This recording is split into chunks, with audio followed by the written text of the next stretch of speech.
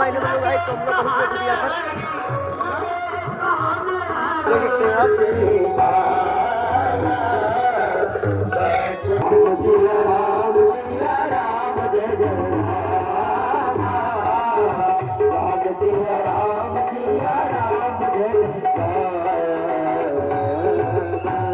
भगवान भोलेनाथ समाधि से उठते हैं तो भगवान राम का सुमिरन करते हैं, और हम आप उठते हैं तो सबसे पहले बेटे को गाली देते हैं, बहू को गाली देते हैं। अभी तक दरवाजा नहीं साफ हुआ, मेरे टाइम हो गया, मेरी टिफिन नहीं तैयार हो पाई। खुद तो 8 बजे सोकर उठेंगे और अबे भाई दवा खा के आता है, यही विद्या का समय फोन कर बे, याद है राम तुम लोग का और छोड़ते पूरे कितना जल्दी जाने का शौक है, साथ में अबे बुखार आराम से बैठकर। आज क्या होने वाला है? किसका? भोलेनाथ का। भोलेनाथ का और शिव जी और कौन रहेगा साथ में? पार्वती जी। ओहो और अच्छे गाइस तो देख सकते हैं आप, चिल्कू भाई इसका समय ये तो जानते हो लोग। अगर आज अमृतमय कथा सुनाने लगे, लेकिन दक्ष प्रदेश भय तिह का अपमान करने के लिए ही वो आयोजन रखा ही गया है। और जिस यज्ञ में भोलेनाथ का सम्मान नहीं होता, जिस यज्ञ में भोलेनाथ का पूजन नहीं होता, वो यज्ञ कभी संपन्न नहीं हो सकता है।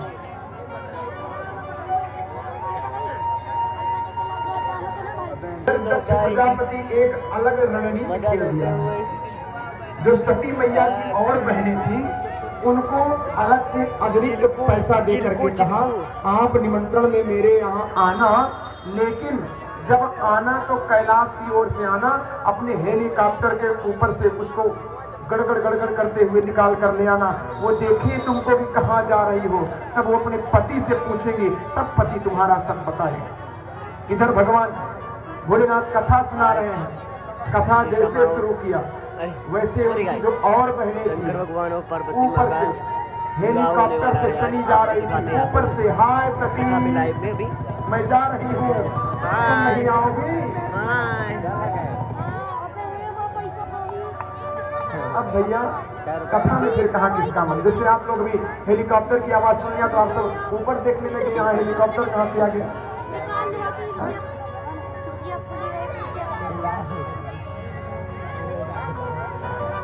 सती मैया ने कहा नाथ ये कहाँ जा रहे हैं सब, ये मुझे बताइए इसके पीछे कारण क्या है। निमंत्रण हमें भी जाना चाहिए, हमें भी निमंत्रण जाना चाहिए। अपमान के लिए ही ये यज्ञ आयोजित किए हैं आपके पिताजी।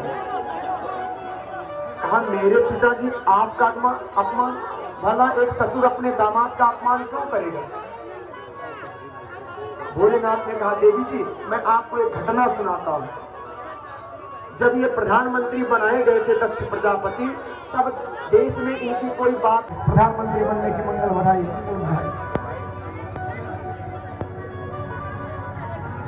दक्ष प्रजापति ने देखा कि सब तो खड़े होकर मेरा सम्मान किए और मेरा ही दामाद जिसके साथ मैं अपनी बिटिया का ब्याह किया हूं वही घमंड में बैठा नहीं उठा। जबकि दक्ष प्रजापति आते बैठते और जो लोग थे वो जाकर उनका माल्यार्पण करते, वहां बिस्लेरी की बोतल भी शायद लगाई रही हो, आते तो जलवल पीते, तो कोई आकर उठकर कहता कि अब प्रधानमंत्री जी आएंगे अपनी बात रखेंगे। एक न दो, सीधे जाकर दक्ष प्रजापति ने माइक अपने हाथ में ले लिया, क्रोध में भर आ गए, क्रोध में आकर कहा मैं पूछता हूं इस पापी को इस मंच पर किसने बुला लिया। सब चारों तरफ देखने लगे यहाँ पापी कौन है। अरे इस मरकट को जिसको कपड़ा पहनने की तमीज नहीं है उसे किसने मंच पर लाकर बैठा दिया है। सब चारों तरफ एकदम स्तब्ध हो गए, सबकी कंठ अवरुद्ध हो गए। क्या भाई इधर उधर क्या देखते हो, इसी मंच पर बैठा मेरा जो दामाद है इसको किसने बुला लिया यहाँ पर। जिसको कपड़ा पहनने की तमीज ना हो, जिसको भोजन कैसे किया जाता है, भोजन ना खाने का तमीज हो, बोलने की जिसको तमीज ना हो, किसने बुला लिया इसको? अरे मेरी बिटिया का भाग्य फूट गया था जो इसके साथ मैंने ब्याह कर दिया। लगातार गाली पर गाली, गाली पर गाली दिए जा रहा था बंधु माताओं, गाली पर गाली। वहीं पर नंदी जी बैठे थे, नंदी जी से रहा ना गया। नंदी जी मन ही मन सोचे कि हरिहर निंदा सुनई जो है तो उससे बड़ा राष्ट्रद्रोही और कोई नहीं हो सकता है। जो राम के बारे में कोई गाली दे रहा है, कृष्ण के बारे में, शिव के बारे में कोई गाली दे रहा है, आप वहां सनातनी अपने आप को मान कर बैठे हैं, तो आपसे बड़ा राष्ट्रद्रोही कोई नहीं है।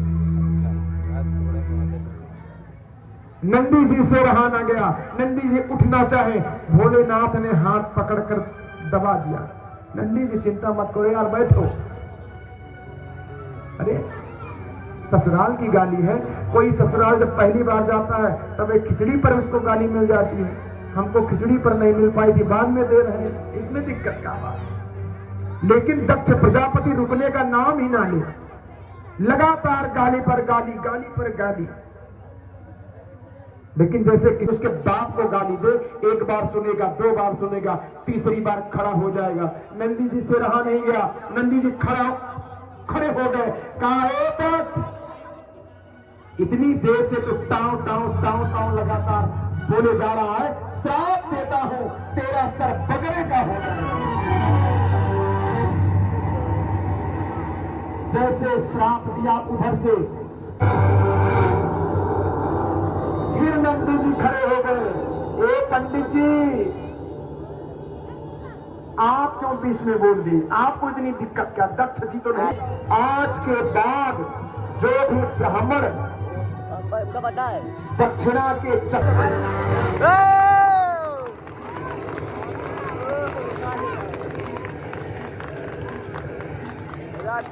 श्राप पर श्राप, श्राप पर श्राप।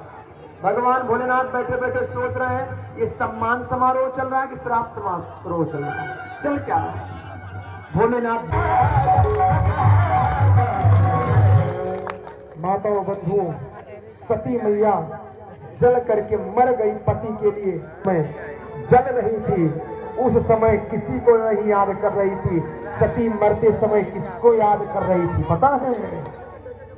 सती मरत हरि सनवार मांगा, सती मरत हरि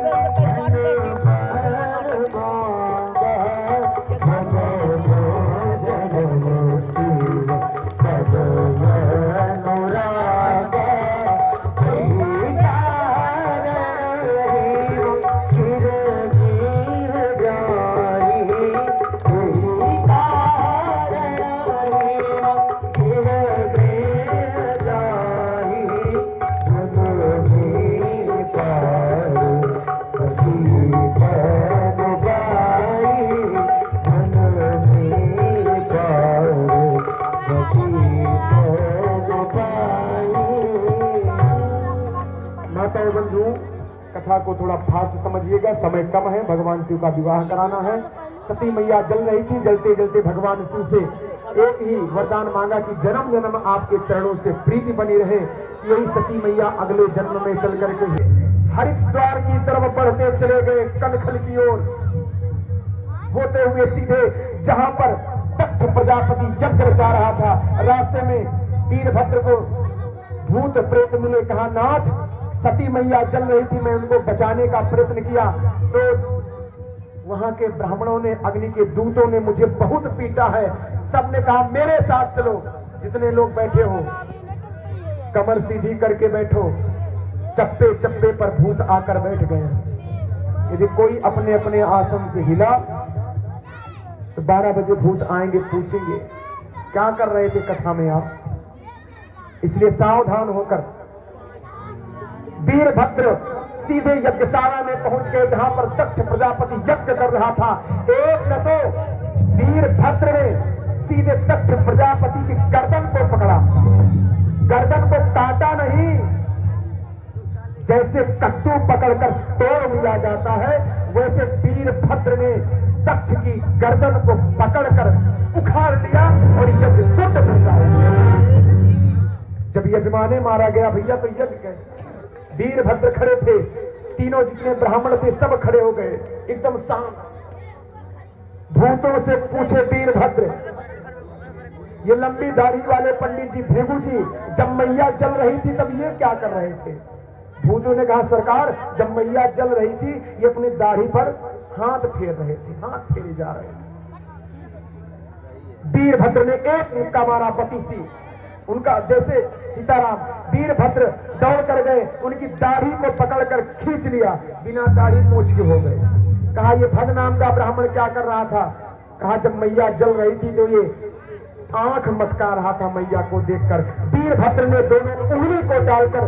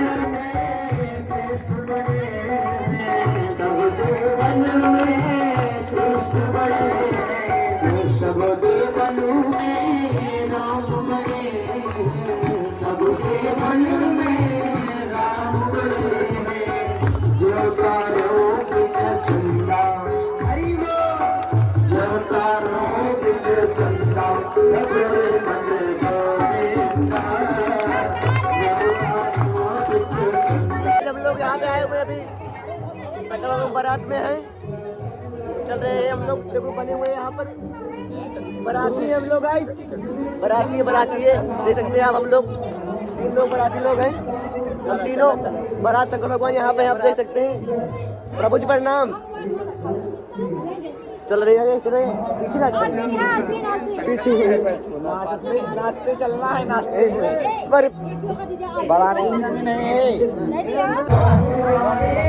हमारे शंकर भगवान पार्वती माता जा रही है अभी, और हम भी चल रहे हैं साथ में, बाराती हैं हम लोग क्योंकि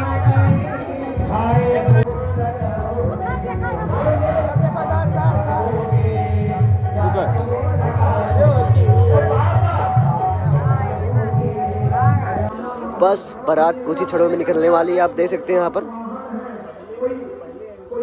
कुछ क्षण की देरी है किसी चलो सखी दर्शन करो, बाबा की आई है, चलो सखी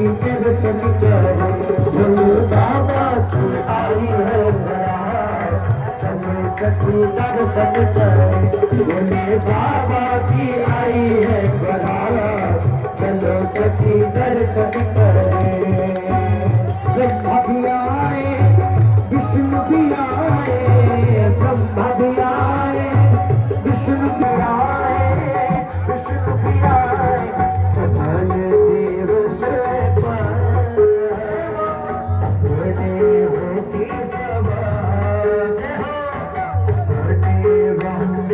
सवार, चलो सखी दर्शन करने। बोले बाबा की आई है बारात, दर्शन करें। बोले बाबा की आई है बारात, चलो। पब्लिक डिस्टर्ब नहीं होनी चाहिए। साहिल यार लगाओ बताओ वीडियो बनाई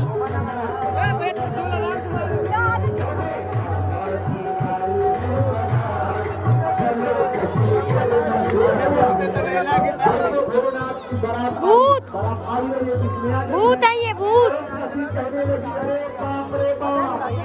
भूत है भूत सबसे बड़ा भूत ये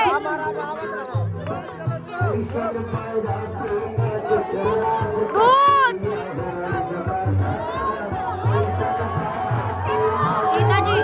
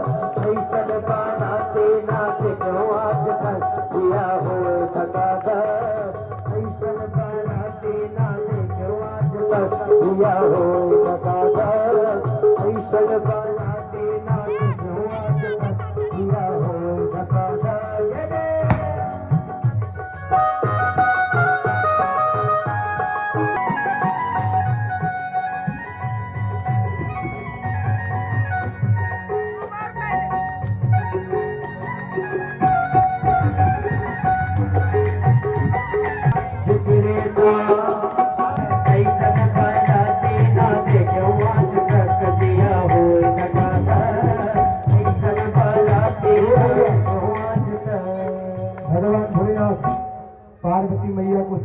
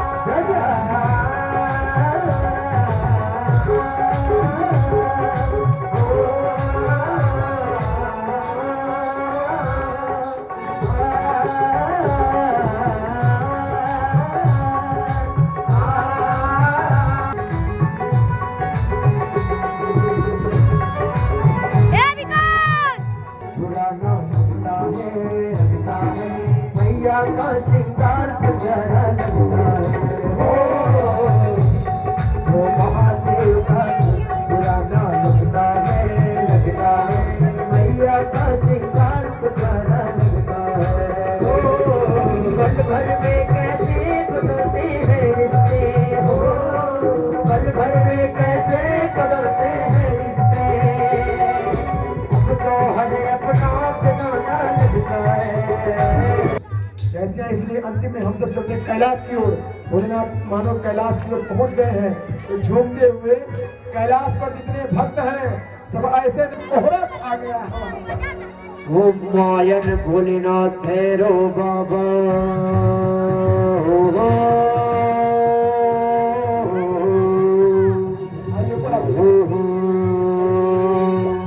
उठा के पूरे पूरे हाथ और बोलिए महाकाल सरकार की। मायन भोलेनाथ भैरो बाबा, मायन भोलेनाथ भैरो बाबा। अरे बम बम बोल रहा है काशी, उठा के पूरे पूरे हाथ बोलिए महाकाल सरकार की जय।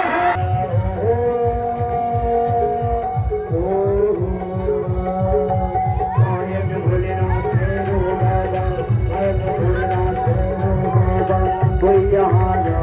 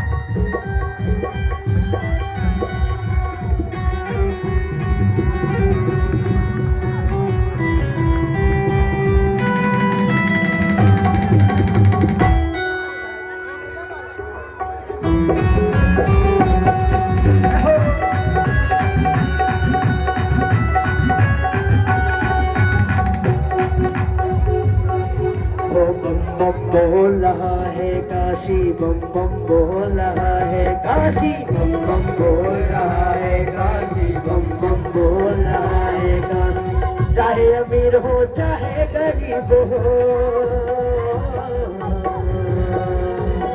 चाहे अमीर हो चाहे गरीब हो, कोई यहाँ ना बाकी।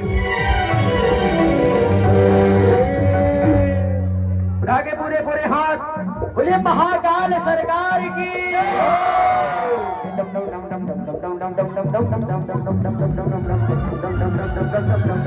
पूरे पूरे हाथ उठाएंगे और डमरू बजाएंगे कैसे?